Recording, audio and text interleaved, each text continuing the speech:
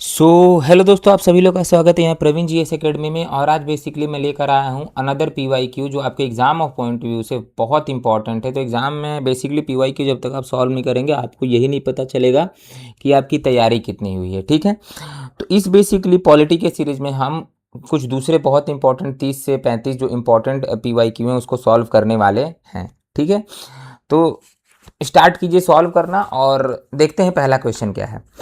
तो पहला क्वेश्चन ये पूछ रहा है कि which of the following is not an objective of DPSP यानी directive principle of state policy. मतलब इन चारों में से कौन सा ऑब्जेक्टिव है जो DPSP का नहीं है। तो इसका बेसिकली राइट आंसर आता है डी, जिसको हम बोलते हैं पॉलिटिकल डेमोक्रेसी। ठीक है, अब DPSP के बारे में कुछ बातें जान लेते हैं। पहला तो ये कि DPSP क्या है।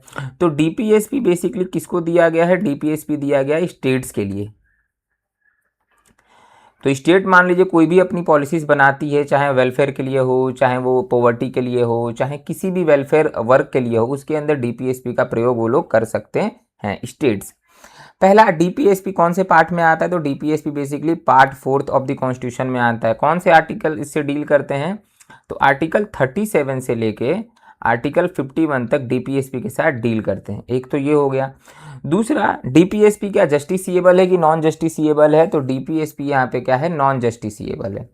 इसका मतलब ये है कि अगर आपका DPSP वायलेशन होता है तो you can not go to the court. ठीक है, अच्छा। तीसरा फैक्ट इसके बारे में ये समझिए कि DPSP को कितने पार्ट्स में डिवाइड किया गया है। तो DPSP को 3 पार्ट्स में डिवाइड किया गया है। कौन कौन सा वो पार्ट है? तो पहला तो है गांधीयन, दूसरा तो है सोशल और तीसरा है लिबरल इंटेलेक्चुअल। ठीक है, अब एक और चीज़ आपको समझना है कि देखिए जो ये 3 पार्ट्स दिए गए हैं ना, ये कॉन्स्टिट्यूशन के अंदर नहीं दिए गए हैं, ये पार्ट दिया गया है बाय स्कॉलर्स। तो स्कॉलर्स ने इन पार्ट्स को क्रिएट किया है, इन सेपरेशन को क्रिएट किया है, ना कि कॉन्स्टिट्यूशन। और तीसरा यहाँ पे जो मैंने कहा नॉन जस्टिसिएबल, नॉन जस्टिसिएबल का मतलब होता है आप कोर्ट नहीं जा सकते हैं। बट इसके उल्टा अगर फंडामेंटल राइट है, अगर वो क्या है जस्टिसिएबल है कि नॉन जस्टिसिएबल है, वो जस्टिसिएबल है, उसके वायलेशन के लिए आप हाई कोर्ट या सुप्रीम कोर्ट जा सकते हैं। तो आई होप आपको ये समझ में आ गया होगा। चलते हैं नेक्स्ट क्वेश्चन पे। नेक्स्ट क्वेश्चन क्या है कि the contingency fund of a state in India is held by. ठीक है, तो स्टेट का जो कॉन्टिजेंसी फंड है इसको कौन संभालता है, ये किसके ऑर्डर्स पे चलता है? तो स्टेट के हिसाब से चलता है गवर्नर पे। ठीक है, लेकिन देखिए यहाँ पे 2 तरह के कॉन्टिजेंसी फंड होते हैं, एक होता है स्टेट्स के लिए और दूसरा होता है सेंटर के लिए। तो अगर हम स्टेट की बात करते हैं तो उसके लिए आएंगे गवर्नर, लेकिन अगर हम मान लीजिए कि सेंटर की बात करते हैं तो उसके लिए कौन आएगा? प्रेसिडेंट। ठीक है, एक तो आपको ये समझना है। दूसरा यहाँ पे क्या होता है? Contingency fund. तो देखिए हमारे पास 3 तरह के फंड होते हैं। कॉन्टिजेंसी फंड होता है, ठीक है, एक होता है कंसोलिडेटेड फंड और तीसरा होता है पब्लिक अकाउंट। ठीक है, तो यहाँ पे बेसिकली जो कंसोलिडेटेड फंड ऑफ इंडिया होता है और जो कॉन्टिजेंसी फंड ऑफ इंडिया होता है, ये बेसिकली इनके आर्टिकल सबसे पहले इंपॉर्टेंट आपको जानना है कि कौन कौन से आर्टिकल में है। तो यहाँ पे जो कंसोलिडेटेड फंड है और पब्लिक अकाउंट है, ये दोनों आते हैं आर्टिकल 266 में। ठीक है, आर्टिकल 266 क्लॉज 1, आर्टिकल 266 क्लॉज 2। और जो कॉन्टिजेंसी फंड ऑफ इंडिया है ये बेसिकली आता है 267 में। ठीक है, अच्छा। अब इसके बारे में और क्या समझ सकते हैं कि और क्या इंपॉर्टेंट है कि कॉन्टिजेंसी फंड ऑफ इंडिया क्या होता है। तो जो कॉन्टिजेंसी फंड ऑफ इंडिया होता है ये हम यूज कर सकते हैं ड्यूरिंग इमरजेंसी। मान लीजिए इमरजेंसी है, उसके दौरान हम यूज कर सकते हैं कॉन्टिजेंसी फंड ऑफ इंडिया। ठीक है, दूसरा यहाँ पे है, sorry, contingency fund of India आपातकालीन के लिए। दूसरा यहाँ पे है कंसोलिडेटेड फंड ऑफ इंडिया। तो जो कंसोलिडेटेड फंड ऑफ इंडिया होता है ये बेसिकली क्या होता है कि यहाँ से गवर्नमेंट अपना एक्सपेंसेस चलाती है। मतलब मान लीजिए गवर्नमेंट को कोई भी नया एक पॉलिसी क्रिएट करना है, नया एक मतलब मान लीजिए गवर्नमेंट को एक ब्रिज बनाना है, किसके लिए? गरीबों के लिए। ठीक है, तो कहाँ से पैसे लेगी? तो वो लेगी basically consolidated fund of India से। ठीक है, तीसरा यहाँ पे आता है पब्लिक अकाउंट कमेटी। अब ये पब्लिक अकाउंट कमेटी वो फंड है जिसके अंदर पब्लिक के पैसे आते हैं। एग्जाम्पल के लिए आपको बोलता हूँ प्रोविडेंट फंड। तो आपको पता है कि जो लोग मतलब जॉब करते हैं उनको उनका पीएफ कटता है, तो वो पीएफ कहाँ पे आता है? वो आता है बेसिकली पब्लिक अकाउंट में। तो एक बार समझ ले कंसोलिडेटेड फंड ऑफ कहाँ होता है। तो कंसोलिडेटेड फंड उसको बोलते हैं जिसमें गवर्नमेंट अपने खर्चे चलाती है, एक्सपेंसेस चलाती है। कंसोलिडेटेड क्या होता है, सॉरी, कॉन्टिजेंसी क्या होता है? तो कॉन्टिजेंसी वो फंड है जहाँ से हम इमरजेंसी में पैसे ले सकते हैं। और पब्लिक अकाउंट क्या होता है? तो पब्लिक अकाउंट वो फंड है जिसके अंदर पब्लिक के पैसे आते हैं फ्रॉम डिफरेंट डिफरेंट सोर्सेस। ठीक है, तो सेकंड का आंसर क्या होगा, सी गवर्नर। चलते हैं नेक्स्ट क्वेश्चन पे। नेक्स्ट क्वेश्चन है कि which article of the Indian constitution deal with session of parliament. तो इसका आंसर बेसिकली आपको आएगा आर्टिकल 85। ठीक है, तो आर्टिकल 85 के तहत यहाँ पे क्या होता है, तो आर्टिकल 85 में ये दिया गया है कि एक सेशंस के बीच में, तो यहाँ पे देखिए जो हम ये बात करते हैं सेशंस की, तो सबसे पहली बात ये समझना है कि पार्लियामेंट में कितने सेशंस होते हैं। तो पार्लियामेंट में बेसिकली 3 सेशन होते हैं जिसको हम बोलते हैं बीएमडब्ल्यू। बीएमडब्ल्यू मैंने शॉर्ट फॉर्म रखा है, बीएमडब्ल्यू का मतलब होता है बजट सेशन, ठीक है, मॉनसून सेशन, और एक होता है विंटर सेशन। ठीक है, तो इन सभी के साथ कौन सा आर्टिकल डील करता है, तो आर्टिकल 85 डील करता है किसके साथ, तो सेशंस के साथ। अच्छा, अगर आपको ये पूछा जाए कि एक सेशंस के बीच में कितने दिन का गैप होना चाहिए, तो एक सेशंस के बीच में कम से कम 6 महीने का गैप होना चाहिए। कितने महीने का, 6 मंथ का गैप आपको होना चाहिए। तो अगर आपको क्वेश्चन आए कि भाई सेशंस ऑफ पार्लियामेंट जो होते हैं उनके साथ कौन सा आर्टिकल डील करता है, तो आर्टिकल 85 डील करता है। एक तो आपको ये हो गया। चलते हैं नेक्स्ट, अभी और बाकी आर्टिकल समझ लेते हैं। तो दूसरा है आर्टिकल 74। देखिए आर्टिकल 74 जो होता है वो बेसिकली डील कर सकता है, किसके साथ डील करता है, तो वो डील कर सकता है council of ministers, council of minister. ठीक है, ये आप याद रखिएगा। ठीक है, अब काउंसिल ऑफ मिनिस्टर्स में कौन कौन आता है, तो देखिए सबसे पहले आपको समझना है कि सबसे पहले आते हैं पीएम। ठीक है, उसके बाद कौन आता है, तो उसके बाद आते हैं कैबिनेट मिनिस्टर्स। कैबिनेट मिनिस्टर्स के बाद कौन आता है, तो कैबिनेट ऑफ मिनिस्टर के बाद आता है state minister with independent charge. ठीक है, उसके बाद कौन आता है, तो उसके बाद आता है state of minister with no independent charge. ठीक है, नो इंडिपेंडेंट चार्ज। ठीक है, और लास्ट में आते हैं डेप्यूटी मिनिस्टर्स। कौन आता है, डेप्यूटी मिनिस्टर। तो ये सभी को मिला के क्या बनते हैं, काउंसिल्स ऑफ मिनिस्टर। तो आर्टिकल 74 यहाँ पे बात करता है काउंसिल्स ऑफ मिनिस्टर की। अच्छा, आर्टिकल 93 क्या करता है, तो आर्टिकल 93 बेसिकली यहाँ पे बताता है appointment of speaker and deputy speaker. ठीक है, तो आर्टिकल 93 डील करता है स्पीकर और डेप्यूटी स्पीकर के साथ। आर्टिकल 100 क्या करता है, तो आर्टिकल 100 बेसिकली यहाँ पे डिसाइड करता है पार्लियामेंट के अंदर अटेंडेंस। क्या करता है, अटेंडेंस। अच्छा, अटेंडेंस का मतलब पार्लियामेंट में अटेंडेंस नहीं बोला जाता है, पार्लियामेंट में बोलते हैं कोरम। क्या हम बोलते हैं, कोरम। अच्छा, अब कोरम का बेसिक मतलब ये है कि कम से कम 1/100 तो कोरम होना चाहिए। 1/100 मतलब कम से कम 1/4 लोग तो रहने ही चाहिए। तो आर्टिकल 100 डील कर सकता है अटेंडेंस के साथ, आर्टिकल 93 डील कर सकता है स्पीकर और डेप्यूटी स्पीकर के साथ, आर्टिकल 85 डील करता है किसके साथ, सेशंस के साथ, budget session, monsoon session, winter session, और आर्टिकल 74 डील करता है काउंसिल ऑफ मिनिस्टर्स के साथ। उसके अंदर कौन कौन आते हैं, तो उसके अंदर पीएम आ गए, कैबिनेट मिनिस्टर्स आ गए, state of minister without independent charge, और फिर आ गए डेप्यूटी मिनिस्टर। आई होप आपको ये समझ में आया होगा। चलते हैं नेक्स्ट क्वेश्चन पे। नेक्स्ट क्वेश्चन यहाँ पे है कि फिर how long can a person continue to work as a minister without being a member of either house of parliament in India. Question ये पूछा जा रहा है कि कोई भी व्यक्ति पार्लियामेंट के अंदर एज अ मिनिस्टर कब तक वर्क कर सकता है विदाउट बीइंग अ पार्लियामेंट मेंबर। तो देखिए हमारे कंट्री के अंदर कोई भी व्यक्ति, मान लीजिए कि कल को मुझे ही हेल्थ मिनिस्टर बना दिया जाए। ठीक है, हेल्थ मिनिस्टर मैं बन गया, किसके द्वारा, चाहे तो स्टेट सीएम ने मुझे अपॉइंट कर दिया, चाहे पीएम ने मुझे हेल्थ मिनिस्टर बना दिया। मैं 6 महीने तक पार्लियामेंट का मेंबर बने, चाहे वो लोकसभा हो चाहे वो राज्यसभा हो, एज अ हेल्थ मिनिस्टर मैं काम कर सकता हूँ। बट 6 महीने के बाद मुझे इन दोनों में से किसी एक का मेंबर बनना ही पड़ेगा, चाहे तो लोकसभा का बनूं चाहे तो राज्यसभा का बनूं। 6 महीने बाद भी अगर मैं मेंबर नहीं बनता हूं इन दोनों में से किसी भी हाउस का, तो क्या होगा, मैं हेल्थ मिनिस्टर के पद से रिजाइन देना पड़ेगा या तो हट जाना पड़ेगा। बिकॉज हमारी कंट्री के अंदर आप मिनिस्टर विदाउट वेरिफिकेशन, बिना चुनाव लड़े नहीं बन सकते हैं। 6 महीने तक आप रह सकते हैं, बट 6 महीने बाद your seat will be revoke. तो क्या आंसर आएगा 6। यानी 6 महीने तक बिना मेंबर बने किसी भी हाउस का आप एज अ मिनिस्टर वर्क कर सकते हैं, बट 6 महीने बाद आपको दोनों में से किसी भी एक हाउस का मेंबर तो बनना ही पड़ेगा। ठीक है, चलते हैं नेक्स्ट क्वेश्चन पे। नेक्स्ट क्वेश्चन ये पूछ रहा है कि which article of the Indian constitution is related to power of high court to issue Ritz.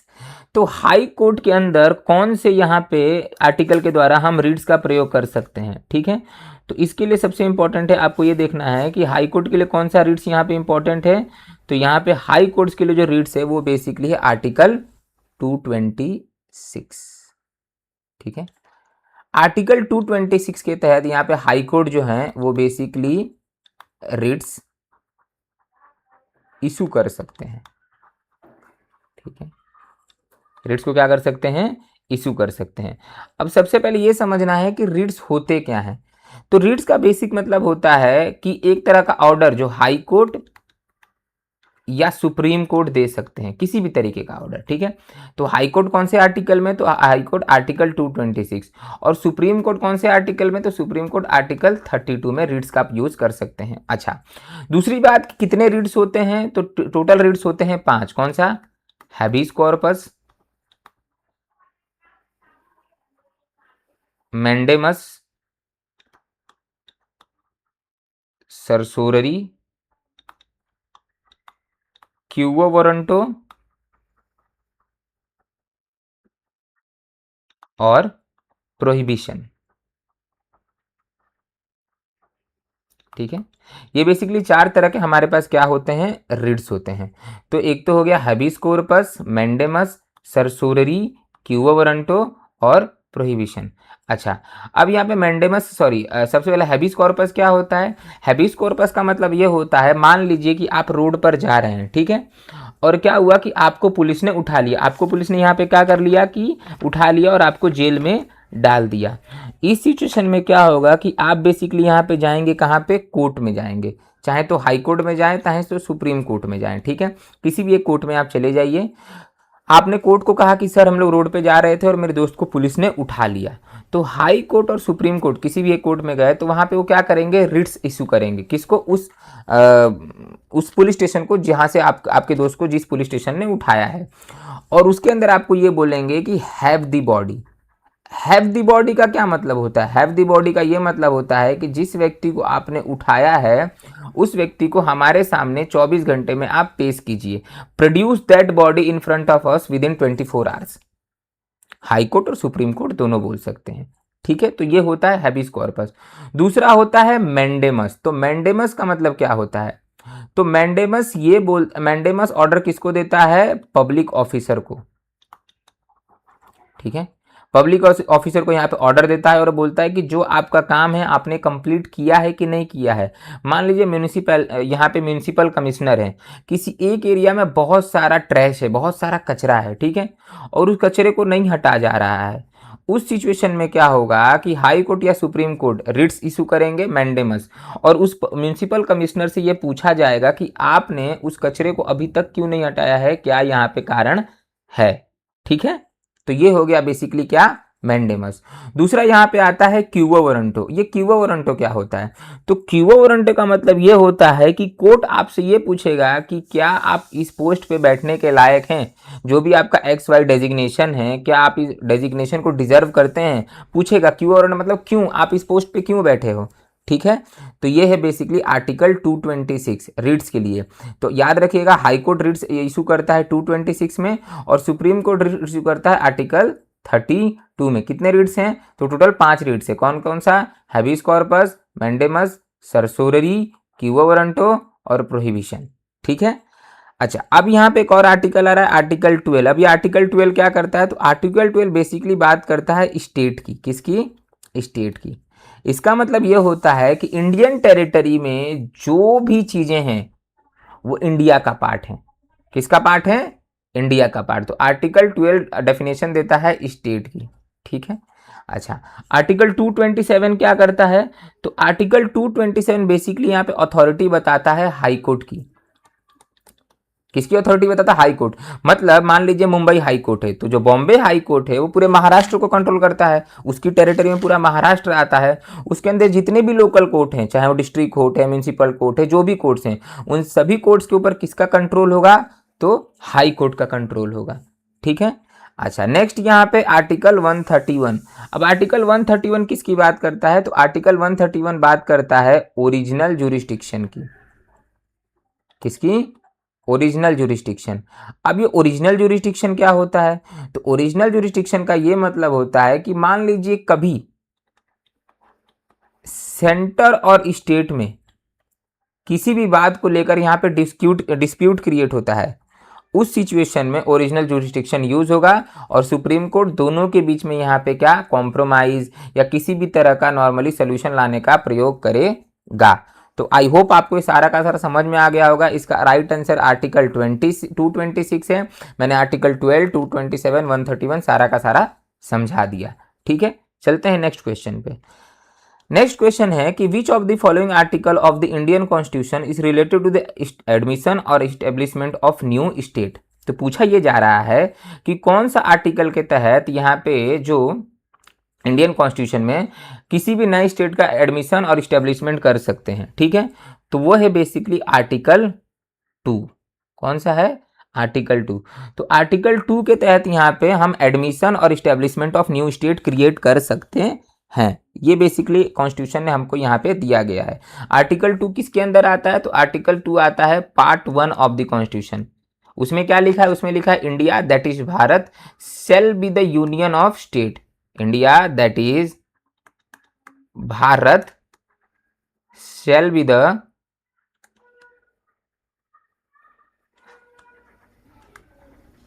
Union of state.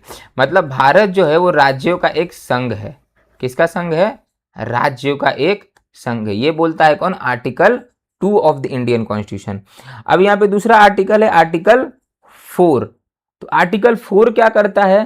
तो आर्टिकल 4 जो होता है वो आर्टिकल 2 और आर्टिकल 3 ये दोनों के डिसीजंस को चेंज करता है। क्या करता है? चेंज करता है। याद रखिएगा। मतलब आर्टिकल 2 के अंदर और आर्टिकल 3 के अंदर जो भी डिसीजन लिए गए हैं उनको यूज करके उसके अंदर किसी भी तरह का अमेंडमेंट करना है तो वो आर्टिकल 4 कर देगा। ठीक है। अब आर्टिकल 8 और आर्टिकल 7। तो आर्टिकल 8 और आर्टिकल 7 दोनों किसका पार्ट है? तो दोनों पार्ट है पार्ट सेकंड। पार्ट सेकंड किसके साथ डील करता है? सिटीजनशिप के साथ। ठीक है, आई होप आपको समझ में आ गया होगा। मैंने आपको बहुत डिटेल में समझाने का प्रयास किया है कि यहाँ पे कौन सा स्टेट है, आर्टिकल 2 क्या है, 8 क्या है, 4 क्या है और 7 क्या है। चलते हैं नेक्स्ट क्वेश्चन में। नेक्स्ट क्वेश्चन पूछ रहा है कि which of the following statement is correct with reference to the election of the vice president. ठीक है। अच्छा, सबसे पहली बात पहला ऑप्शन लेते हैं। पहला ऑप्शन क्या है? He must have completed the age of 35 year. बहुत बढ़िया। ठीक है, वाइस प्रेसिडेंट की एज 35 ईयर होनी चाहिए। बहुत सही बात है, 35 से कम नहीं होना चाहिए। देखिए हमारी कंट्री में प्रेसिडेंट हो गए, वाइस प्रेसिडेंट हो गए, गवर्नर हो गए, ये सभी की एज कम से कम 35 ईयर्स होनी चाहिए। तो पहला स्टेटमेंट यहाँ पे तो सही है। तो अगर पहला स्टेटमेंट यहाँ पे सही है तो यहाँ पे का ओनली वन चला, यहाँ पे नाइदर वन नॉट टू ये चला जाएगा। ठीक है। अच्छा, ओनली वन ये भी चला जाएगा। अभी देखते हैं। He must be qualified to be elected as a member of Rajya Sabha. हाँ, बेसिकली यहाँ पे क्या है कि वो क्वालिफाइड होना चाहिए to basically become a member of Rajya Sabha. तो यहाँ पे वन सही है। ठीक है, तो ओनली वन कट गया। यहाँ पे टू भी सही है तो ओनली टू भी कट गया। आंसर क्या आएगा? 1 और 2। अच्छा, अब थोड़ा सा ये समझ लेते हैं वाइस प्रेसिडेंट के बारे में कुछ चीजें। सबसे पहली बात, जो वाइस प्रेसिडेंट होते हैं वहां अब इनको नॉर्मली 2 पोस्ट मिलते हैं। एक तो ये वाइस प्रेसिडेंट है और दूसरा क्या होता है, ये बेसिकली स्पीकर ऑफ राज्यसभा भी बन जाते हैं। तो क्वेश्चन यहाँ पे आ सकता है कि vice president is the ex officio chairman of Rajya Sabha. बहुत बढ़िया, x officio chairman of Rajya Sabha. मतलब हमारे देश में जो भी वाइस प्रेसिडेंट होगा वो ऑटोमेटिकली किसका? राज्यसभा का चेयरमैन बन जाएगा। ठीक है, ये याद रखिएगा। दूसरा, अच्छा, और दूसरा यहाँ पे क्या है कि अच्छा वाइस प्रेसिडेंट को किसकी सैलरी मिलती है, हैज़ अ स्पीकर होने की या हैज़ अ वाइस प्रेसिडेंट होने की? नहीं, उनको बेसिकली सैलरी मिलती है हैज़ अ स्पीकर की, नॉट अ वाइस प्रेसिडेंट। ठीक है। तीसरा, अच्छा वाइस प्रेसिडेंट जो होते हैं वो कौन से आर्टिकल के साथ डील होता है, तो आर्टिकल 63 बोलता है कि there should be a vice president of India. ठीक है।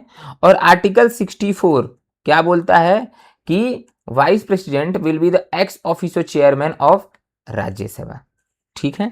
अच्छा, एक और क्वेश्चन आ सकता है कि वाइस प्रेसिडेंट क्या हैज अ प्रेसिडेंट एक्ट कर सकते हैं? बिल्कुल कर सकते हैं।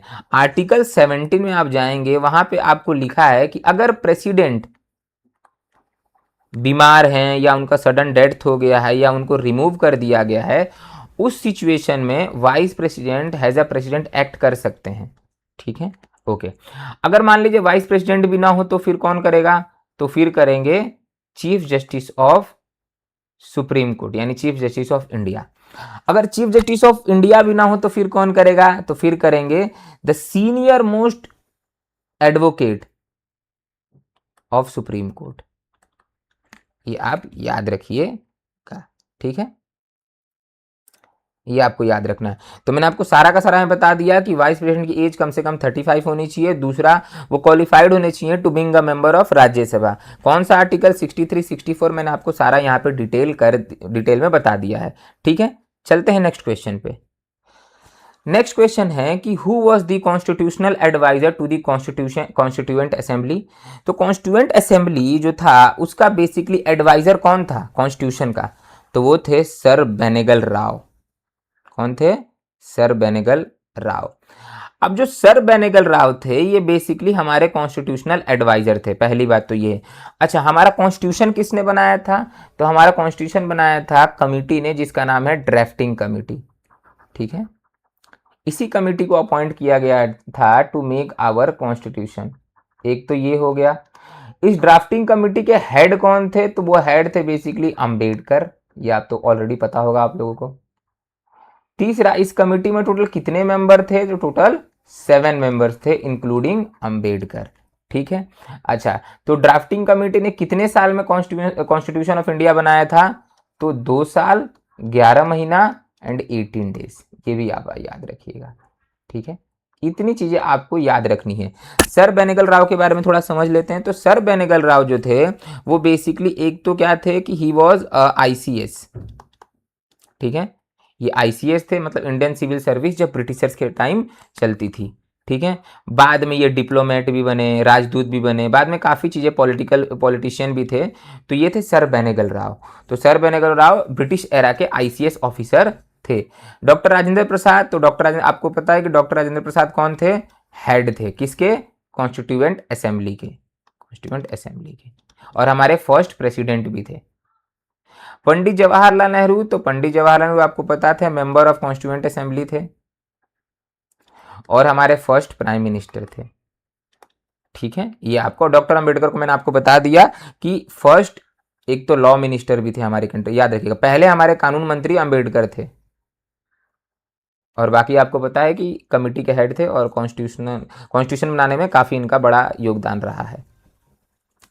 दूसरा आते हैं, which part of the Indian constitution can bring about social and economic reform in the country. तो कौन सा पार्ट है यहाँ पे हमारे कॉन्स्टिट्यूशन के अंदर जो सोशल और इकोनॉमिकल रिफॉर्म हमारे देश में ला सकता है, तो वो कौन लाएगा, तो वो लाएगा बेसिकली यहाँ पे डीपीएसपी। हमने डीपीएसपी के बारे में ऑलरेडी फर्स्ट क्वेश्चन में काफ़ी डिटेल में डिस्कस किया है, आप वहाँ पे जाके देख सकते हैं। तो इसका राइट आंसर क्या होगा, डीपीएसपी।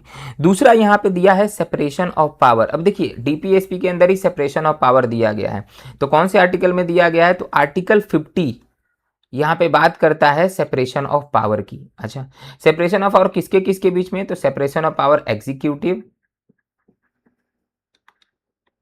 Judiciary and legislature.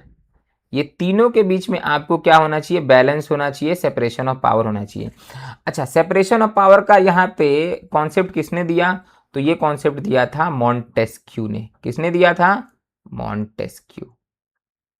ठीक है, मॉन्टेस्क्यू कहाँ के थे, तो मॉन्टेस्क्यू एक फ्रेंच स्कॉलर थे।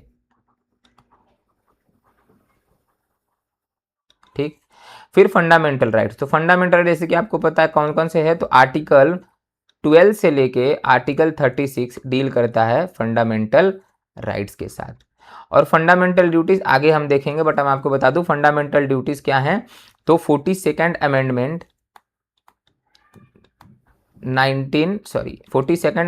1976 नया कॉन्सेप्ट लेके आता है फंडामेंटल ड्यूटीज का। ठीक है, ये पार्ट 4 ए में है, पार्ट 4 ए में है। ठीक है, तो इस क्वेश्चन का बेसिक आंसर यहाँ पे क्या होगा, तो इसका आंसर होगा डीपीएसपी। चलते हैं नेक्स्ट क्वेश्चन पे।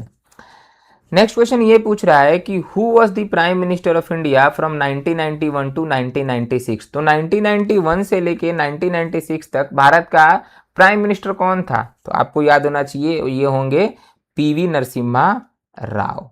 ठीक है, तो पीवी नरसिम्हा राव यहाँ पे 1991 से लेके 1996 तक भारत के प्रधानमंत्री रहे। इनके ही दौरान हमारी कंट्री में बहुत बड़े चेंज हुआ था, और वो चेंज क्या था, एलपीजी रिफॉर्म। आपको याद होगा इकोनॉमिक्स में आप पढ़ेंगे, यानी कि लिबरलाइजेशन, प्राइवेटाइजेशन और ग्लोबलाइजेशन। ठीक है, ये हो गया। दूसरा यहाँ पे है गुलजारी लाल नंदा।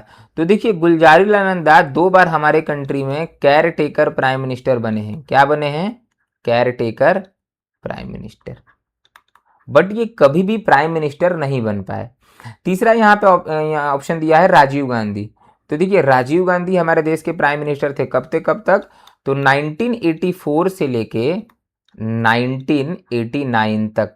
ठीक है, तो 1984 से लेके 1989 तक हमारे देश के प्राइम मिनिस्टर थे, पहली बात। दूसरा 1984 में जब इंदिरा गांधी की मृत्यु हो गई थी तब ये सडनली आए और बेसिकली ये प्राइम मिनिस्टर बन गए, और इनके ही समय में सबसे highest voting, highest seat India के इलेक्शन हिस्ट्री में अभी तक मिला है किसी पार्टी को, तो इनके समय मिला है टोटल 402 सीट मिले थे।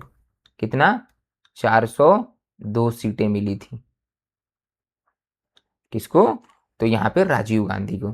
अब जो राजीव गांधी थे बेसिकली 1980, और राजीव गांधी के समय में सबसे पहली बात क्या हुआ था, जेएनवी का इनोग्रेशन हुआ था, जवाहरलाल नवोदय विद्यालय। और कुछ काम इनके समय में हुआ था, जैसे कि अगर मैं आपको बता दूं, एक तो ये राजीव गांधी जेएनवी लेके आए थे, फिर इनके समय में एक हुआ था बोफोर्स स्कैम,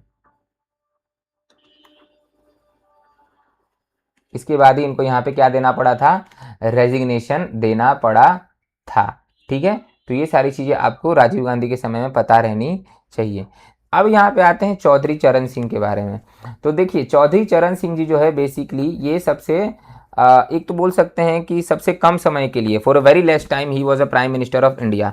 तो देखिए 1977 में यहाँ पे क्या होता है कि न्यू पार्टी बनती है जिसको हम बोलते हैं समता दल। ठीक है, समता दल बनती है। अब आप क्रोनोलॉजी फॉलो कीजिएगा। तो समता दल के हेड कौन रहते हैं, मुरारजी। और मुरारजी यहाँ पे क्या होते हैं, तो मुरारजी यहाँ पे बेसिकली प्राइम मिनिस्टर बनते हैं हमारी कंट्री में, और ये होते हैं basically oldest prime minister of India, मतलब 82 साल की उम्र में ये प्रधानमंत्री बनते हैं। ठीक है, अगर ओल्डेस्ट पूछा जाए तो मुरारजी देसाई हो गए, यंगेस्ट पूछा जाए तो राजीव गांधी हो जाए। 40 साल की उम्र में ये प्रधानमंत्री बन गए थे, youngest prime minister of India. ठीक है, तो मुरारजी यहाँ पे 82 साल की उम्र में प्रधानमंत्री बनते हैं। ठीक है, अब क्या होता है कि 1977 में ये सरकार बन जाती है, लेकिन धीरे धीरे गवर्नमेंट के अंदर ही बहुत सारे फैक्शंस क्रिएट होने लग जाते हैं, और 1979 में समता दल जो होती है वो कोलैप्स हो जाती है, यानी कि गिर जाती है, कोलैप्स। ठीक है, इसी पार्टी में एक और व्यक्ति होते हैं जिनका नाम रहता है चौधरी चरण सिंह। ठीक है, चौधरी चरण सिंह किसानों के बहुत बड़े नेता होते हैं, और ये बेसिकली आते हैं हरियाणा से। तो राष्ट्रपति चौधरी चरण सिंह को बुलाते हैं टू क्रिएट गवर्नमेंट, कि आप नॉर्मली सरकार बनाइए। चौधरी चरण सिंह जो है बेसिकली वो सरकार, गवर्नमेंट फॉर्म करते हैं। ठीक है, गवर्नमेंट फॉर्म कर देते हैं। गवर्नमेंट फॉर्म करने के बाद यहाँ पे इनको प्रूव करना होता है मेजॉरिटी, और मेजॉरिटी कहाँ प्रूव करना होता है, लोकसभा के अंदर। बट यहाँ पे ट्विस्ट ये है कि जो चरण सिंह है इनको यहाँ पे सपोर्ट मिलता है कांग्रेस का, यानी इंदिरा गांधी इनको आउटसाइड से सपोर्ट करती है। कहाँ सपोर्ट करती है? आउटसाइड से। लेकिन ये लोकसभा में अपनी मेजॉरिटी प्रूव नहीं कर पाते हैं, बिकॉज एन वक्त पे क्या होता है कि जो इंदिरा गांधी है वो अपना सपोर्ट वापस ले लेती हैं। ठीक है, तो ये बेसिकली यहाँ पे अपनी मेजॉरिटी प्रूव नहीं कर पाते हैं।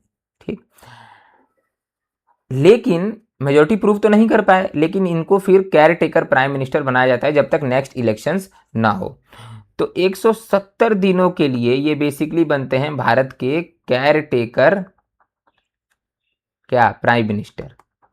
फिर 1982 में यहाँ पे क्या होता है कि न्यू गवर्नमेंट फॉर्म होती है, यहाँ पे इंदिरा गांधी फिर से भारत की प्रधानमंत्री बन जाती है। तो ये सारा स्टोरी था चौधरी चरण सिंह जी का, और इसका राइट आंसर है पीवी नरसिम्हा राव। चलते हैं नेक्स्ट क्वेश्चन पे। नेक्स्ट क्वेश्चन पूछ रहा है कि article 51 of the Indian constitution related to which of the following. तो आर्टिकल 51 में आपको पहले ही बताया था, आर्टिकल 51 बेसिकली डील कर सकता है किसके साथ? Promotion of international peace and security. किसके साथ डील करता है? तो promotion of international peace and security. ठीक, ये तो हो गई। दूसरा यहाँ पे दिया गया है यूनिफॉर्म सिविल कोड। तो यूनिफॉर्म सिविल कोड जो है ये कौन से आर्टिकल से रिलेटेड है? तो ये रिलेटेड है बेसिकली आर्टिकल 44। ठीक है, तो एक और ऑप्शन दिया है एग्रीकल्चर एंड एनिमल हस्बेंड्री। तो एग्रीकल्चर और जो एनिमल हस्बेंड्री है ये बेसिकली डील करता है कि कौन से आर्टिकल के साथ? आर्टिकल 48 के साथ। ठीक है, एनिमल हस्बेंड्री होनी चाहिए सारी चीजें। और एक और है कोऑपरेटिव सोसाइटी। तो कोऑपरेटिव सोसाइटी के साथ कौन डील कर सकता है? Article 43B। तो आर्टिकल 43B डील करता है प्रमोशन ऑफ कोऑपरेटिव सोसाइटी। ठीक है, ये चारों का चारों मैंने आपको यहाँ पे दे दिया आर्टिकल्स। चलते हैं नेक्स्ट क्वेश्चन पे। नेक्स्ट क्वेश्चन क्या है कि GST implemented through which constitutional amendment act of the Indian constitution. तो जैसे कि आपको पता है कि हमारा नॉर्मली यहाँ पे जीएसटी कब आया था? तो जीएसटी यहाँ पे आया था 2016 में। ठीक है, 2016 में हमारा जीएसटी आया था, और ये लाया गया था बाई 101st अमेंडमेंट एक्ट आया था, जो बेसिकली यहाँ पे जीएसटी लेकर आया था। ओके, अच्छा, जीएसटी बेसिकली डायरेक्ट टैक्स है कि इनडायरेक्ट टैक्स है? तो जीएसटी बेसिकली इनडायरेक्ट टैक्स है, याद रखिएगा क्या है? Indirect tax. दूसरी बात यहाँ पे कि जो जीएसटी है ये कॉन्सेप्ट हमने कहाँ से लिया है? तो जीएसटी का कॉन्सेप्ट हमने लिया है कनाडा से। कहाँ से लिया है? कनाडा से। इसी के बीच में क्या हुआ था कि जीएसटी काउंसिल भी क्रिएट होता है। ठीक है, जीएसटी काउंसिल कौन से आर्टिकल में? तो आर्टिकल 279 डील करता है जीएसटी काउंसिल से। ठीक है, अच्छा, कितने तरह की जीएसटी होती है? तो हमेशा याद रखिएगा 3 तरह की जीएसटी होती है। फर्स्ट, इसको हम बोलते हैं CGST, central goods and service tax. दूसरा होता है एसजीएसटी, मतलब states goods and service tax. तीसरा होता है IGST, inter state goods and service tax. ठीक है, तो ये है बेसिकली जीएसटी के बारे में। जीएसटी कहां से लिया है हमने? तो कनाडा से लिया है। चलिए चलते हैं नेक्स्ट क्वेश्चन पे। नेक्स्ट क्वेश्चन है कि which of the following feature of the Indian constitution is borrowed from Australia. ठीक है, अब याद रखिएगा हमने काफी चीजें अलग अलग देशों से लिया है, बहुत चीजें ऐसी जो हमने अलग अलग देशों से लिया है। तो यहाँ पे समझ लेते हैं कि हमने ये जो ऑस्ट्रेलिया से हमने क्या लिया है। तो ऑस्ट्रेलिया से हमने लिया है, इसका आंसर है ए, कॉन्सेप्ट ऑफ कॉन्करेंट लिस्ट। ठीक है, अच्छा, अब आप ये देखेंगे कॉन्सेप्ट ऑफ कॉन्करेंट लिस्ट। ठीक है, तो यहाँ पे जो कॉन्करेंट लिस्ट ये कौन से शेड्यूल के अंदर दिया गया है? तो ये दिया गया है शेड्यूल 7। शेड्यूल 7 के अंदर हमको यहाँ पे बात किया गया है कॉन्करेंट लिस्ट के बारे में। ठीक है, टोटल कितने शेड्यूल्स हमारे कॉन्स्टिट्यूशन में हैं? तो टोटल कितने हैं? 1 to 12। ठीक है, पहले हमारे पास ओरिजिनली 10 थे। ठीक है, बाद में 2 यहाँ पे जोड़े गए, म्यूनिसिपैलिटी और पंचायत। तो कॉन्करेंट लिस्ट का कॉन्सेप्ट हमने कहाँ से लिया है? तो ये हमने बेसिकली लिया है ऑस्ट्रेलिया से, ये आप याद रखिएगा। नेक्स्ट यहाँ पे कि अमेंडमेंट ऑफ द कॉन्स्टिट्यूशन। तो अमेंडमेंट ऑफ कॉन्स्टिट्यूशन हमने कहाँ से लिया है? तो अमेंडमेंट ऑफ कॉन्स्टिट्यूशन हमने ये लिया है बेसिकली कहाँ से? ये लिया है हमने साउथ अफ्रीका से। ठीक, अच्छा, advisory jurisdiction of the supreme court हमने कहाँ से लिया है? तो देखिए एडवाइजरी जुरिस्डिक्शन जो हमने सुप्रीम कोर्ट लिया है, ये बेसिकली हमने लिया है कहाँ से? तो ये हमने लिया है कनाडा से। कहाँ से लिया है? कनाडा से।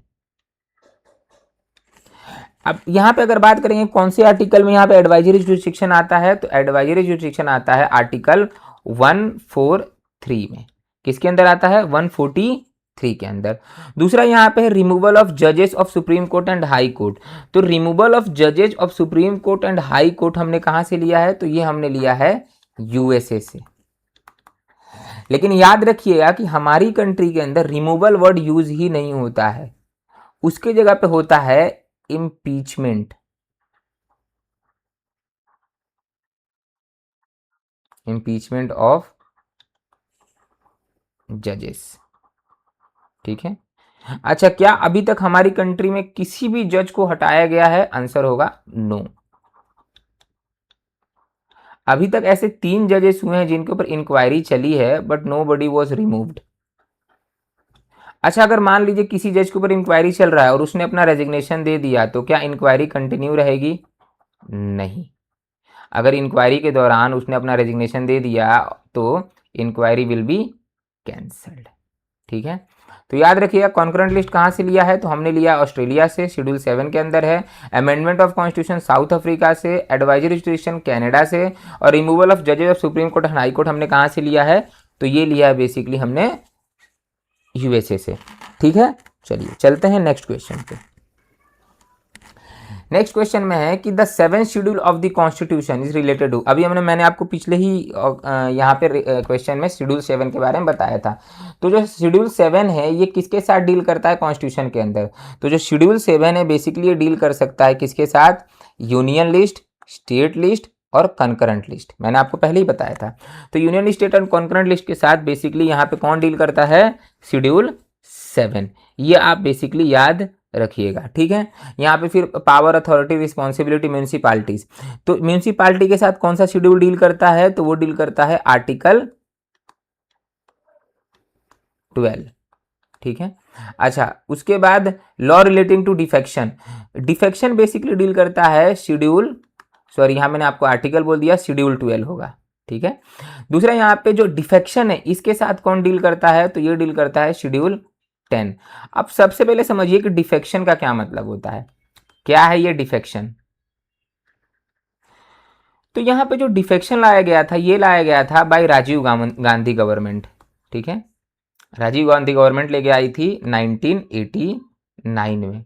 ठीक है। Bye 51st amendment. डिफेक्शन का मतलब ये होता है कि मान लीजिए कोई पर्सन ए है जो एमएलए बन गया किसी भी पार्टी से।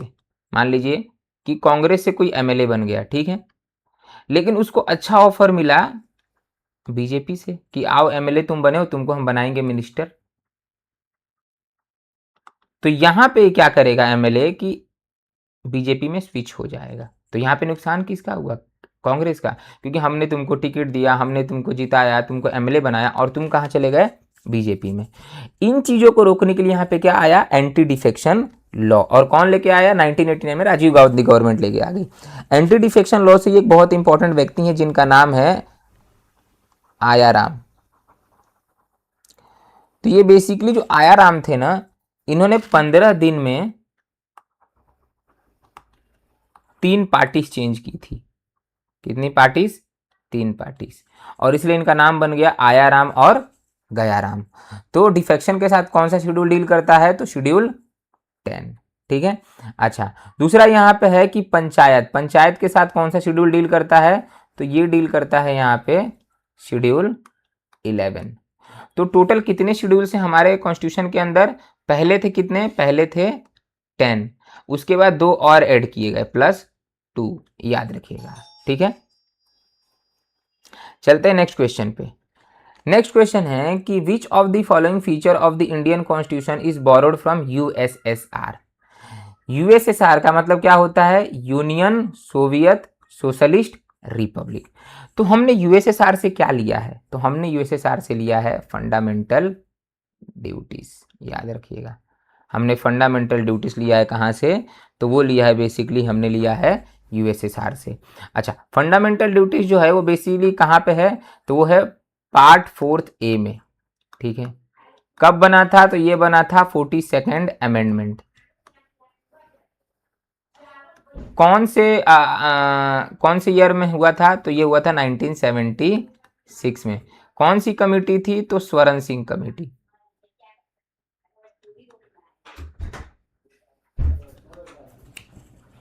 स्वरण सिंह कमेटी। ठीक है, एक तो ये था। दूसरा यहाँ पे है कि इसका आंसर होगा ए। दूसरा यहाँ पे residuary power vested in the centre preamble of the constitution. तो प्रीएम्बल का कॉन्सेप्ट हमने बेसिकली लिया है यूएसए से, बिकॉज हमारा और यूएसए का प्रीएम्बल बहुत मिलता जुलता है, बिकॉज हमारा और उनका प्रीएम्बल स्टार्ट होता है वी द पीपल। तो अमेरिका का भी यहाँ पे जो प्रीएम्बल है वी द पीपल से स्टार्ट होता है, इंडिया का प्रीएम्बल जो है वी द पीपल से स्टार्ट होता है। यहाँ पे है कि appointment of governor in state by the centre, ये बेसिकली हमने कॉन्सेप्ट कहाँ से लिया है, तो ये कॉन्सेप्ट हमने लिया है कनाडा से। ठीक है, तो ये इतनी चीजें आप याद रखिएगा। ठीक है,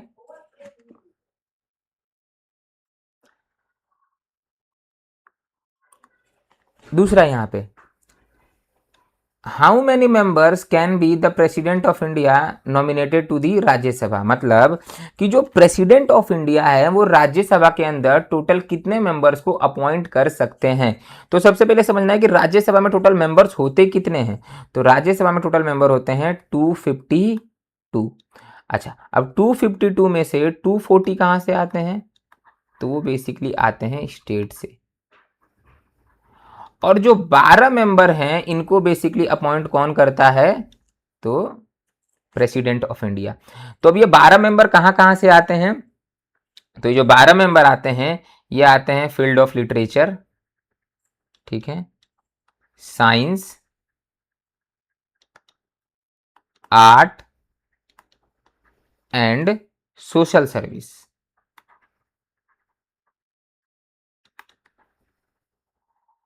तो आपको पता होगा प्रीवियसली बहुत सारे सेलिब्रिटीज हैं जो मेंबर बने हैं किसके किसके, राज्यसभा के। जैसे एग्जांपल आपको दे दूं, रेखा कौन से फील्ड से थी, तो बेसिकली वो थी आर्ट से। ठीक है, सचिन तेंदुलकर बन चुके हैं मेंबर ऑफ,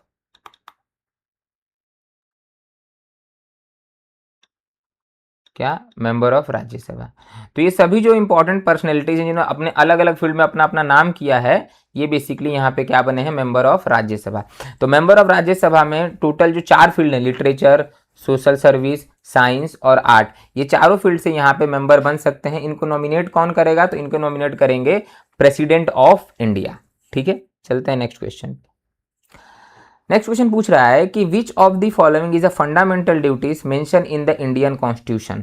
तो इंडियन कॉन्स्टिट्यूशन के अनुसार कौन सा फंडामेंटल ड्यूटी मेंशन किया गया है। क्या वो ए है, नहीं।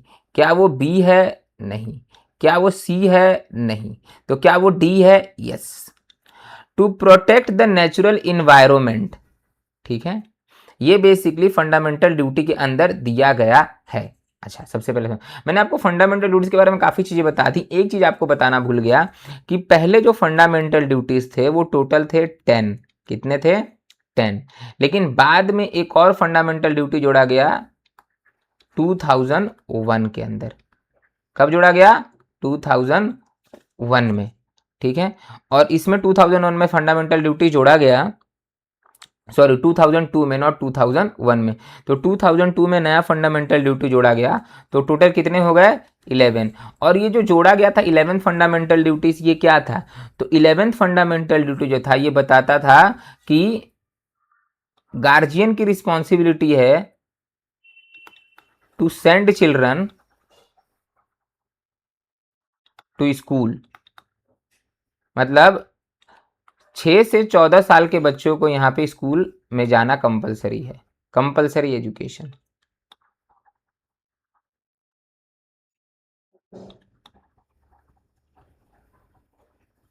ठीक है, ये आप याद रखिएगा। तो 17 का हो गया, चलते हैं 18 पे। By whom can an Indian state be divided और इट्स बाउंड्री ऑल्टर्ड। अब यहाँ पे क्वेश्चन ये पूछा जा रहा है कि कौन है जो बेसिकली स्टेट्स की बाउंड्री को इंक्रीज कर सकता है, डिक्रीज कर सकता है, नाम चेंज कर सकता है, ये कौन सा बॉडी कर सकता है? तो ये बेसिकली कौन कर सकता है? तो ये कर सकता है यहाँ पे कौन? तो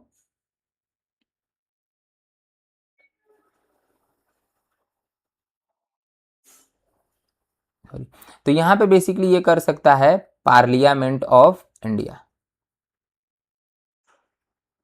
कौन कर सकता है? Parliament of India.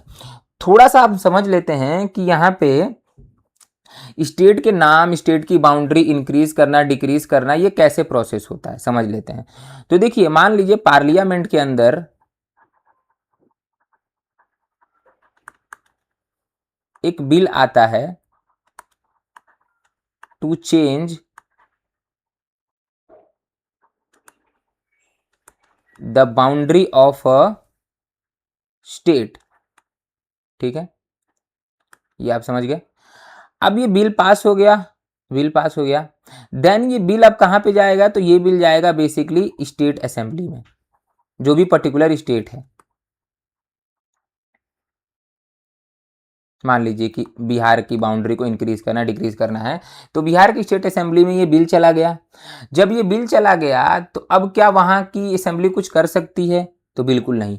जो बिल आपको जाएगा, जो एक्ट बन चुका है, एक्ट जब उसके अंदर जाएगा, वो बिल स्टेट लेजिस्लेटिव असेंबली के अंदर, तो जो स्टेट लेजिस्लेटिव असेंबली है वो सिर्फ और सिर्फ अपना एडवाइस दे सकती है, अपने व्यूज दे सकती है। अगर वो हाँ बोलेंगे तो भी ठीक है, अगर वो ना बोलेंगे तो भी ठीक है। यहाँ पे पूरा का पूरा जो प्रेरोगेटिव है, जो कंट्रोल है, वो किसके हाथ में है? तो पार्लियामेंट के हाथ में। अगर स्टेट असेंबली बोलेगी कि भाई हम इस बिल को स्वीकार नहीं करते हैं, तो क्या बाउंड्री चेंज नहीं होगा? नहीं, ऐसा नहीं, तो भी होगा। और हाँ बोलेंगे तो भी होगा। तो इस बात को आप याद रखिएगा कि पार्लियामेंट जो है basically with the help of centre, अगर सेंटर प्रस्ताव करता है कि इस स्टेट की बाउंड्री को इंक्रीज करना है, डिक्रीज करना है, तो कर किया जा सकता है थ्रू पार्लियामेंट। ठीक है, स्टेट उसको माने ना माने कोई फर्क नहीं पड़ता है। अच्छा, कौन सा आर्टिकल है जो बेसिकली इसके साथ डील कर सकता है?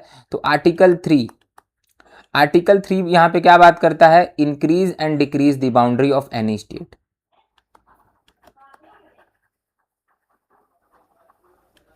ठीक है, ओके। चलते हैं नेक्स्ट क्वेश्चन पे। तो आई होप आपको समझ में आ गया होगा। दूसरा समझते हैं कि which article of the Indian constitution deal with the power of parliament to amend the constitution. मैंने आपको बताया था कि अमेंड द कॉन्स्टिट्यूशन मतलब कॉन्स्टिट्यूशन के अंदर चेंजेस। तो कौन सा ऐसा आर्टिकल है जो कॉन्स्टिट्यूशन के अंदर चेंज कर सकता है थ्रू पार्लियामेंट के पास इतनी ताकत है? सबसे पहले अमेंडमेंट ऑफ कॉन्स्टिट्यूशन हमने कहाँ से लिया है?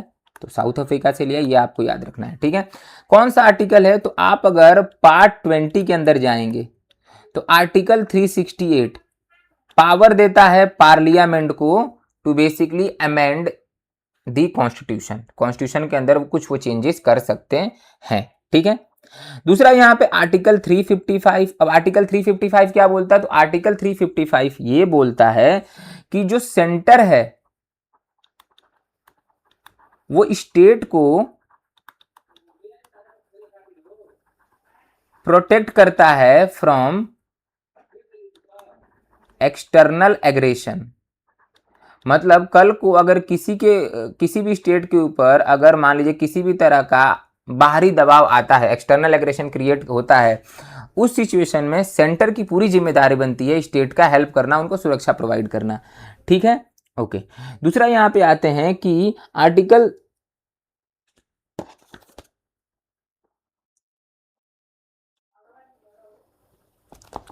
394 क्या है? तो आर्टिकल 394 जो है बेसिकली ये बात करता है कमेंसीमेंट ऑफ कॉन्स्टिट्यूशन।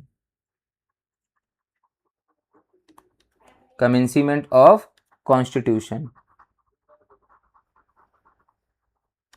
अच्छा, और आर्टिकल 375 क्या बोलता है? तो आर्टिकल 375 ये बोलता है कि courts can continue their work. मतलब हमारा देश आजाद हुआ कब? 15 अगस्त 1947। ठीक है, तो हमारा कॉन्स्टिट्यूशन कब बना? 1950 में बना।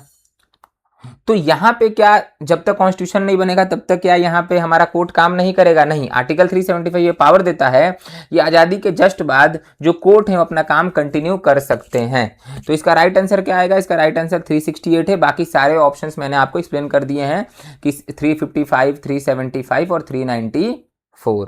ठीक है, चलते हैं नेक्स्ट क्वेश्चन पे। नेक्स्ट क्वेश्चन है कि which of the following feature of the Indian constitution is borrowed from the United states of America. अच्छा, यूनाइटेड स्टेट ऑफ अमेरिका से हमने क्या लिया है? तो यूनाइटेड स्टेट्स ऑफ अमेरिका से हमने क्या लिया है? फेडरलिज्म। अच्छा, अब सबसे पहले ये समझना है कि हमने फेडरलिज्म ले तो लिया यूएसए से, बट क्या हमारा रियल फेडरल है? नहीं। इंडिया क्या रियल फेडरलिज्म है? गलत। इंडिया जो है वो बेसिकली क्या है? इंडिया है basically quasi federal. Quasi federal किसको बोलते हैं? तो कॉसी फेडरल का ये मतलब होता है centre is more stronger, centre ज्यादा स्ट्रांग रहेगा। ठीक है। अच्छा, दूसरी बात, फेडरलिज्म का मतलब क्या, हमारी कंट्री के अंदर कल को अगर मान लीजिए कि कोई भी स्टेट, मान लीजिए कि एक्स स्टेट है जो इंडिया से अलग होना चाहता है, तो क्या अलग हो सकते हैं? बिल्कुल नहीं। कोई ए स्टेट ये बोलता है कि हमें भारत से अलग होना है, तो नहीं हो सकते हैं। हमारे फेडरलिज्म में अंबेडकर ने क्लियर बोल दिया है कि स्टेट्स कैन मर्ज। एग्जाम्पल आपको दूं, कल को श्रीलंका ये बोलता है कि हमको इंडिया के साथ मर्ज होना है। क्या होना है? श्रीलंका कल को ये बोलता है कि इंडिया के साथ मर्ज होना है, तो तुम मर्ज तो हो सकते हो बट सेपरेट नहीं हो सकते हो। याद रखिएगा, मतलब शादी हो सकती है, डाइवोर्स इम्पॉसिबल। ठीक है, याद रखिएगा आप। क्यों ऐसा हमने बोला? बिकॉज हमको पता है कि भाई यहाँ पे पास्ट में पाकिस्तान बना, सेपरेशन हुआ हमारा, इसी के डर से हमने यहाँ पे क्या किया, इसी के डर से हमने यहाँ पे ये लॉ लाया कि हम रियल फेडरल नहीं है, हम कॉसी फेडरल है। रियल फेडरलिज्म कौन है? अमेरिका है। अमेरिका क्यों? बिकॉज यूएसए के अंदर कल को अगर वर्जीनिया ये बोलता है, या कल को कल को वर्जीनिया या फिर कल को टेक्सास ये बोलते हैं कि हमें अमेरिका से अलग होना है, हो सकते हैं। अमेरिका में टोटल 50 स्टेट है। कितने स्टेट हैं? 50। तो कल को अगर मान लो 49 एक स्टेट है, वो ये बोलता है कि मेरे को अमेरिका से अलग होना है, बिल्कुल हो सकते हैं, नो डाउट। ठीक है, इसीलिए हम बोलते हैं ना कि यूएसए यानी United states of America. USA के अंदर सारे जो स्टेट्स हैं, एक एक स्टेट आया और अमेरिका बनाया। ठीक है, इंडिया को हम क्या क्यों नहीं बोलते हैं यूनाइटेड स्टेट ऑफ इंडिया? नहीं, बिकॉज हमारे फेडरलिज्म में सेपरेशन का कॉन्सेप्ट ही नहीं है, खत्म। यूएसए के अंदर स्टेट जो है वो सेपरेट हो सकते हैं, बट इंडिया के अंदर जो स्टेट हैं वो सेपरेट नहीं हो सकते हैं, चाहे कुछ भी कर लीजिए। जैसे एक मूवमेंट चल रहा है खालिस्तान, खालिस्तान वाले बेसिकली डिमांड कर रहे हैं सेपरेशन, बट क्या हो जाएगा सेपरेशन? नहीं होगा, बिकॉज हम रियल फेडरलिज्म नहीं है, सबसे पहली बात। ठीक है, दूसरा यहाँ पे है फंडामेंटल राइट्स। ये फंडामेंटल राइट्स हमने कहां से लिया है?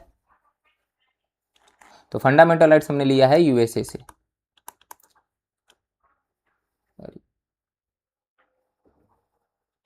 Sorry, my bad, fundamental rights हमने यूएसए नहीं लिया, हमारा ही कॉन्सेप्ट है। ठीक है, अच्छा, यहाँ पे कॉन्सेप्ट ऑफ कॉन्करेंट लिस्ट तो मैंने आपको ऑलरेडी बता दिया। कॉन्सेप्ट ऑफ कॉन्करेंट लिस्ट हमने कहाँ से लिया? तो ये तो ऑस्ट्रेलिया से लिया है। सिंगल सिटीजनशिप हमने कहाँ से लिया है? तो ये हमने लिया है ब्रिटेन से। हमारे पास डुअल सिटीजनशिप नहीं है, लेकिन अमेरिका के पास डुअल सिटीजनशिप है। ठीक है, ये आपको क्लियर हो गया होगा। चलते हैं नेक्स्ट क्वेश्चन में। नेक्स्ट क्वेश्चन है कि the Rajya Sabha must return a money bill passed and transmitted by Lok Sabha within dash day from the date of receipt.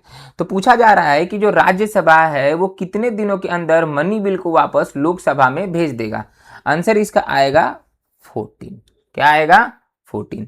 अब थोड़ा समझ लेते हैं कि मनी बिल क्या है। तो देखिए, आर्टिकल 110 जो है वो डील करता है मनी बिल के साथ। ठीक है, मनी बिल जो है वो पूरी तरीके से लोकसभा के अंडर में आता है, राज्यसभा के अंडर में नहीं आता है। मान लेते हैं और समझ लेते हैं यहाँ पे, अब मनी बिल जो है लोकसभा में पास हो गया, फिर वो बेसिकली जाता है राज्यसभा में। कितने दिनों के लिए? तो 14 दिनों के लिए। अब 14 दिनों के अंदर अंदर राज्यसभा अगर अपना रिकमेंडेशन देना चाहे तो दे सकता है, कुछ सुझाव देना चाहे तो दे सकता है। लेकिन अगर राज्यसभा ये बोलता है कि इस बिल को हम कैंसिल करेंगे, तो क्या ये बिल कैंसिल होगा? बिल्कुल नहीं होगा, बिकॉज राज्यसभा के पास मनी बिल को लेकर कोई भी राइट नहीं है। और अगर मान लीजिए कि 14 दिन के अंदर राज्यसभा अगर बिल को पास नहीं करता है, कोई टेंशन नहीं है, बिल पास माना जाएगा, बिल विल बी पास्ड, याद रखिएगा, ठीक है। तो बिल क्या माना जाएगा, ऑलरेडी पास माना जाएगा। चलते हैं नेक्स्ट क्वेश्चन पे। नेक्स्ट क्वेश्चन है कि who was the first women chief minister of Indian state. तो भारत की पहली जो महिला है इंडिया किसी भी स्टेट की, वो कौन थी, तो वो थी बेसिकली सुचेता कृपालिनी। तो सुचेता कृपालिनी जी थी, वो भारत में किसी भी स्टेट की पहली चीफ मिनिस्टर थी, वुमेन चीफ मिनिस्टर। बट कहाँ की थी, तो ये बेसिकली थी यूपी की। कब से कब तक थी, तो 1963 से लेके 1967 तक थी, ठीक है, ये याद रखिएगा। नेक्स्ट यहाँ पे कि अरुणा असफ अली। अब अरुणा असफ अली कौन थी, तो Aruna Asaf Ali played a very important role in quit India movement. तो क्विट इंडिया मूवमेंट जब हुआ था 1942 में, तो इन्होंने ग्वालिया टैंक जो है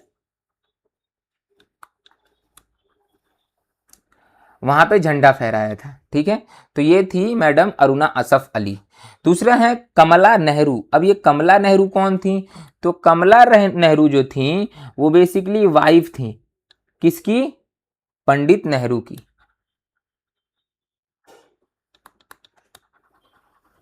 अच्छा, और अन्ना चैंडी। तो अन्ना चैंडी कौन थी, तो अन्ना चैंडी जो थी वो हाई कोर्ट की पहली वुमेन जज थी,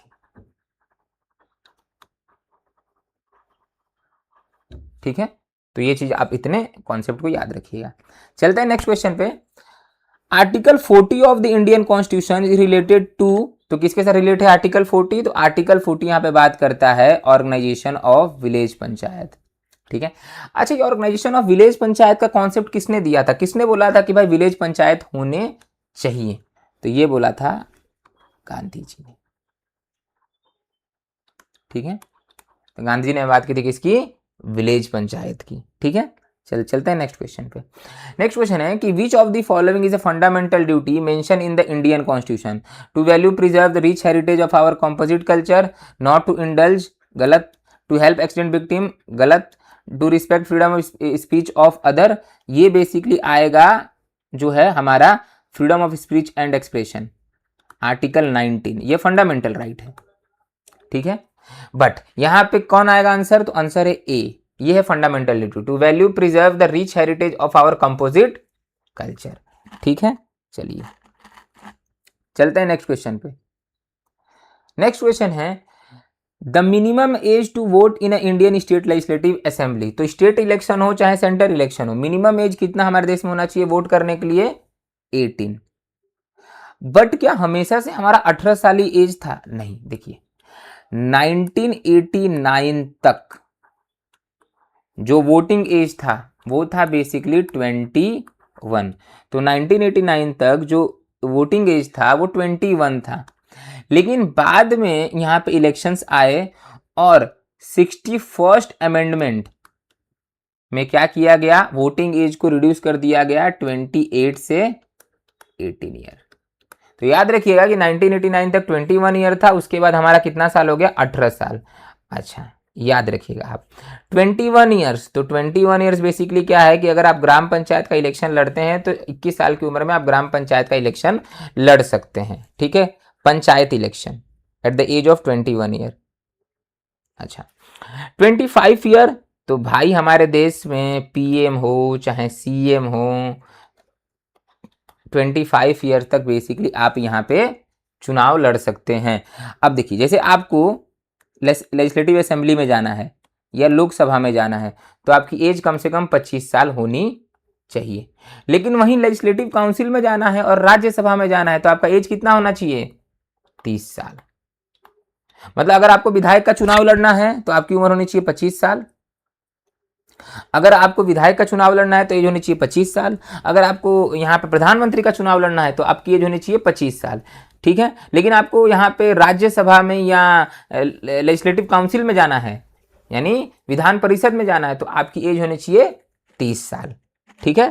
चलिए चलते हैं नेक्स्ट क्वेश्चन पे। नेक्स्ट क्वेश्चन है कि for how many year does the president hold the office. कितने सालों तक प्रेसिडेंट हमारे कंट्री में कंटिन्यूअसली होल्ड कर सकते हैं ऑफिस को, तो 5 ईयर, याद रख, कितना साल, 5 साल। 4 साल किसका रहता है, तो यूएसए के प्रेसिडेंट का। यूएसए के प्रेसिडेंट का जो टेन्योर होता है 4 साल का होता है, पहली बात तो ये। दूसरा, वहां पे not more than 2 terms, 2 terms के बाद आप प्रेसिडेंट का चुनाव नहीं लड़ सकते हैं। बट इंडिया के अंदर has long has you wish, has long, ठीक है, ये आप याद रखिएगा। चलते हैं नेक्स्ट क्वेश्चन पे। नेक्स्ट क्वेश्चन कि which of the following is not a fundamental duty mention in the Indian constitution, ठीक है। तो कौन सा ऐसा फंडामेंटल ड्यूटी है जो बेसिकली हमारे कॉन्स्टिट्यूशन के अंदर मेंशन नहीं है। तो separation of judiciary from executive, ये तो डीपीएसपी के अंदर है, तो ये भी नहीं होगा। To respect the national anthem, ये कहाँ पे है, तो ये हमारे कॉन्स्टिट्यूशन में नहीं मेंशन है, तो ये भी नहीं होगा। To respect the national flag, ये दिया गया हमारे कॉन्स्टिट्यूशन में, बट फंडामेंटल ड्यूटी का पार्ट नहीं है, तो ये भी नहीं होगा। To respect the ideal of the constitution, हाँ ये राइट आंसर है, ठीक है, तो ये आप याद रखिएगा। चलते हैं नेक्स्ट क्वेश्चन की तरफ। Which article interest the election commission with the responsibility of conducting election in a state. अब सबसे पहले ये समझना है कि इलेक्शन जो होता है हमारे स्टेट में या सेंटर में, तो कौन सा आर्टिकल इलेक्शन कंडक्टिंग आर्टिकल जो है बेसिकली डील करता है। तो कौन सा आर्टिकल है जो चुनाव कराने की प्रक्रिया के साथ डील करता है, तो इसका आंसर आएगा बेसिकली आर्टिकल 324, याद रखिएगा, आर्टिकल 324। अच्छा, तो आर्टिकल 326 क्या करता है, तो आर्टिकल 326 ये बताता है कि बात करता है एडल्ट सफराज की। मतलब ये बोलता है कि हमारे देश में जिसका भी एज 18 साल है, डिस्पाइट ऑफ देयर बैकग्राउंड, कि वो एससी है, एसटी है, ओबीसी है, ये जात है, वो जात है, काला है, गोरा है, मोटा है, छोटा है, कुछ फर्क नहीं पड़ता है। आर्टिकल 326 सबको यहाँ पे वोटिंग राइट देता है, ये आर्टिकल 326 है, ठीक है। नो डिस्क्रिमिनेशन, नो डिस्क्रिमिनेशन, याद रखिएगा, ठीक है। दूसरा यहाँ पे आर्टिकल 327, तो आर्टिकल 327 क्या बोलता है कि article 327 parliament can make law regarding election, ठीक है। अच्छा, आर्टिकल 325, तो आर्टिकल 325 बोलता है कि no discrimination on electoral roll, मतलब कि आप किसी भी वोट देने वालों के साथ चुनाव में किसी भी तरह का डिस्क्रिमिनेशन नहीं होगा, ठीक है। अच्छा, अब सबसे पहले समझ लेते हैं इलेक्शन कमीशन के बारे में। तो सबसे पहली बात, इलेक्शन कमीशन क्या है, तो एक तरीके से कॉन्स्टिट्यूशनल बॉडी है,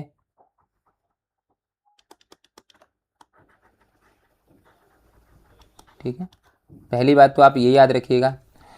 दूसरा यहां पे ये है कि हमारे यहाँ पे 2 इलेक्शन कमीशन, एक है स्टेट इलेक्शन कमीशन SEC और दूसरा है सेंट्रल इलेक्शन कमीशन CEC। अच्छा, तो जो CEC है ये कौन कौन सी इलेक्शन कंडक्ट करता है, तो CEC इलेक्शन कंडक्ट करता है कंट्री का और स्टेट का, ठीक है। आप बोलोगे सर फिर SEC क्या करता है, अगर CEC कंट्री का और स्टेट का दोनों का कर रहा है। SEC जो स्टेट इलेक्शन कमीशन है ये इलेक्शन कंडक्ट करता है पंचायत के, मतलब लोकल बॉडीज के इलेक्शन कौन कंडक्ट करता है, SEC, ठीक है, ये आप याद रखिएगा सबसे पहली बात। दूसरी बात अगर ये समझेंगे, एक तो ये हो गया, अभी हमारे देश के कौन है CEC, तो ज्ञानेश कुमार,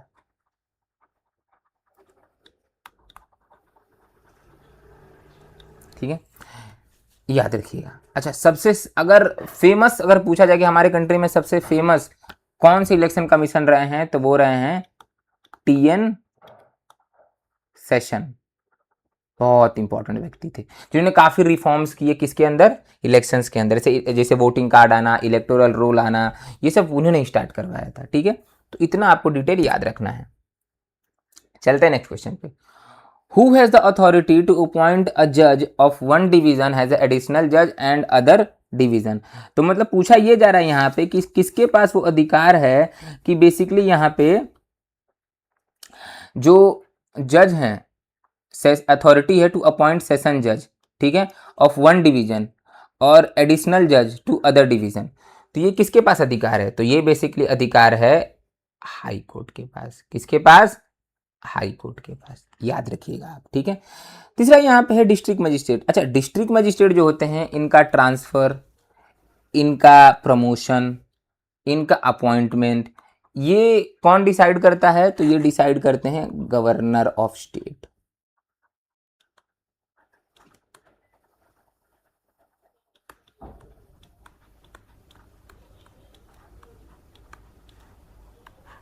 कौन डिसाइड करता है? Governor of state. अब चलते हैं आज के लास्ट क्वेश्चन पे। Consider the following statement, police is a subject of union list, agriculture come under the state list. अच्छा, कौन सा सही है? क्या पुलिस यूनियन लिस्ट है? बिल्कुल है, ठीक है। पुलिस किसका पार्ट है? तो police subject of the union list, ठीक है। तो यहाँ पे only one, neither one not two चला जाएगा, ठीक है। ओनली टू, ये भी चला जाएगा। बचा है only one, both one and two. Agriculture come under the state list, सही बात है। तो यहाँ पे आंसर क्या आएगा? Both one and two, because police is a subject of union list, ठीक है।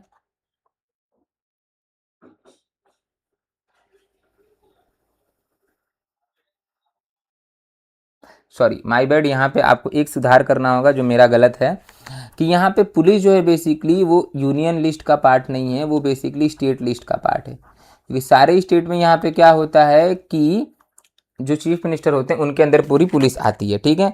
हाँ, एग्रीकल्चर जो है बेसिकली स्टेट लिस्ट है, तो यहाँ पे आंसर क्या आएगा? ओनली टू, करेक्ट कर लीजिएगा इसको, ठीक।